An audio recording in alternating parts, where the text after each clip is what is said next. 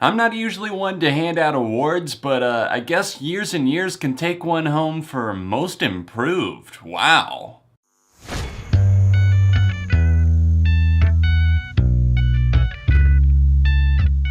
What's up everyone, John from ARTV. It's time for a review of the sophomore album by synthpop UK band Years and Years. Fronted by Ollie Alexander, they released their debut album Communion to a lot of success in 2015, but it was an album that I felt was lacking all around. It was just nothing special, a little bit too flashy in places, trying very hard to capture a certain feeling and a certain sound, but as a result, it sounded like a lot of other things and nothing really distinct. Whereas on this new album, I was actually very pleasantly surprised at how they honed in on their focus and they took influences, everything that I'm hearing from 90s R&B, 80s synth pop, Michael Jackson, Justin Timberlake, they take all of that, melt it down into a cohesive 36-minute record, 11 songs on the standard edition, and it's actually quite good. On their debut album Communion, I found a few songs that I really did enjoy. Take Shelter, King, and Shine were all pretty good, but the one song that truly stood out to me and captivated me, wowed me, kept me coming back to it, and it stayed in rotation, and a synth pop and pop playlist that I have, that song was Worship.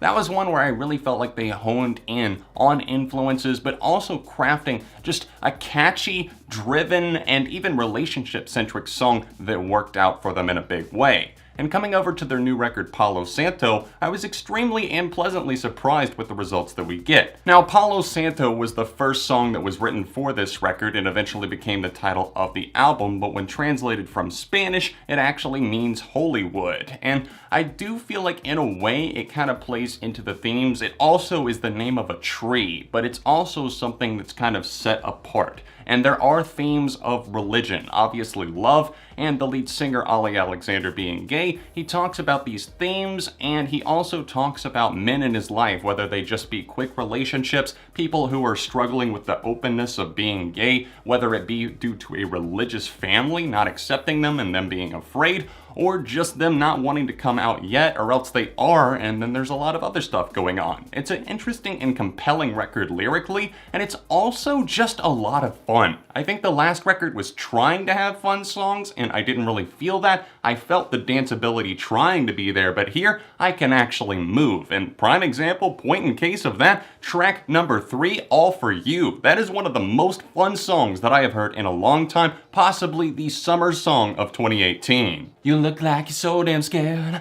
I don't really think you care. Earwormy stuff, just so captivating. It's just an all on the floor danceable jam that has these glam synthesizers, a nice bass line on it as well, and extremely catchy and also charismatic vocals from Alexander. No complaints from me, one of the best songs that I have heard from Years and Years to date. Even though I didn't personally hear any of the singles going into this record, Sanctify was released as the lead-off track. It's the opening cut for the record as well, and it's a very mysterious one in a way. I like the aura that sort of surrounds and floats above this song. There are themes and tie-ins to religion, but I also like the progressions made here. It starts off kind of airy, a little bit spooky. Maybe we're in this forest surrounded by the Holywood, so to speak, all of the trees. It just paints that mental image. And it seems like here he's trying to call out this guy and bring him into his world. And Sanctify is just an interesting word in and of itself. I like that. I haven't heard it used in music, at least not that I can recall in recent times. And the track overall is just very smooth and it lures you in and really sets the tone for this record. Palo Santo as an album goes for a wide range of variety. There's lots of genres covered here, and it starts with really the simplicity of pop, and that's felt in a big way on Hallelujah, which was co-written of course with Greg Kurstin, a huge staple in the pop production scene and co-writing. He's a talented guy, but I was also concerned after seeing the credits for it before hearing the song. I saw that yes, Justin Tranter and Julia Michaels co-wrote here, and Julia Michaels is everywhere nowadays, but I don't feel like it really affected this song all that much. It's not super stale or anything, and it definitely fits in with the vibe of the record. It just feels a little bit more out there and shallow compared to some of the other songs here.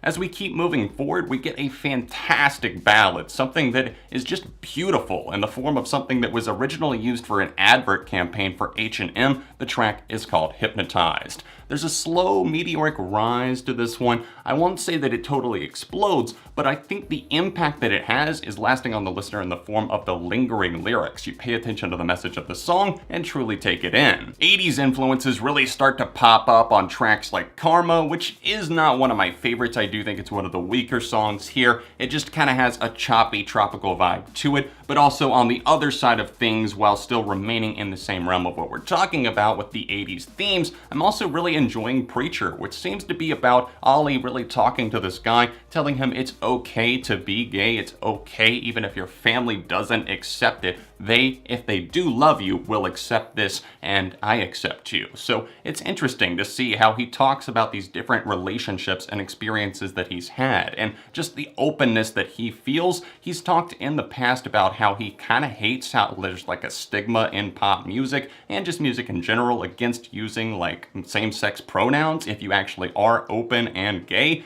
and here he does not shy away from that, and I like that. It's not that it's a bold move per se, it's just something that we need to see more of because it should be natural. If you are gay, then why would you not use the feminine or male pronoun depending on if you're gay or lesbian? It just makes sense. Now, something that doesn't make sense is the song If You're Over Me, which feels way too bubblegummy, way too middle of the road. It's just trying to be playful. It tinkers with this light melody, if you're over me. It's just too frantic and too simple in a way that it feels like it's trying hard like on the first record, but in a totally different way. It seems like it would be used in like a movie soundtrack or something for like an adult rom-com that I would never see. The band find themselves with a massive win on their hands in the form of the title track Palo Santo. This is a beautiful, eerie song that keeps you in suspense, but also keeps your ear drawn to the speaker, whether that be headphones in the car, your speaker system, whatever it is.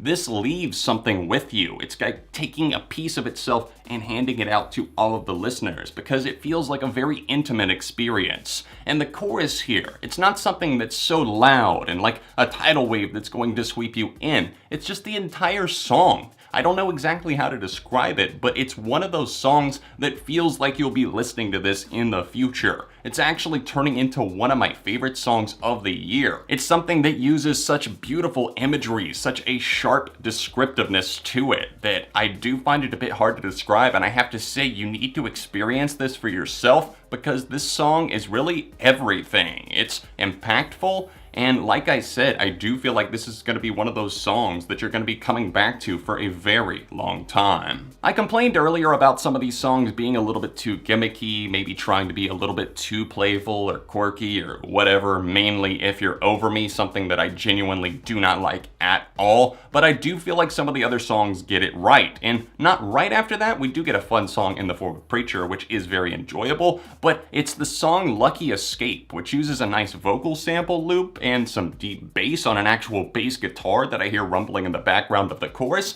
and especially after that first chorus hits, we get a sweeping horn section that's used to really add some extra progression to the song. It just keeps things from getting stale, and that's exactly what this album does in general. It starts on a high note in a very captivating, mysterious one with Sanctify, and it closes out on a short little ditty called Here, which I thoroughly find to be good, poetic, and just a good summation of the record. Palo Santo most definitely delivered and totally surprised me. I gave the first album a 2 out of 5, and while I might be a little bit more generous to it now, possibly a 2.5 out of 5, which still doesn't sound great because it's not a very good album, this is most definitely just them pushing the bar higher for themselves. I'm so glad that they grew, I'm so glad that they made progressions, and Palo Santo is getting a 4 from me. What do you guys think? Sound off in the comment section down below. Please drop a like on the video while you're here and subscribe if you're new. And if you would like to help the videos keep coming on both of my channels, then please donate on Patreon at the top link down below. Tap over in the corner to go directly to my Patreon page, or tap right here if you want to see my review of the first Years and Years record. If you want to see another recent video that I did on the channel, then please click right over here, or connect with me on all of my social media accounts that you see here and the description down below. Other than that, I'll see you soon for more right here on ARTV.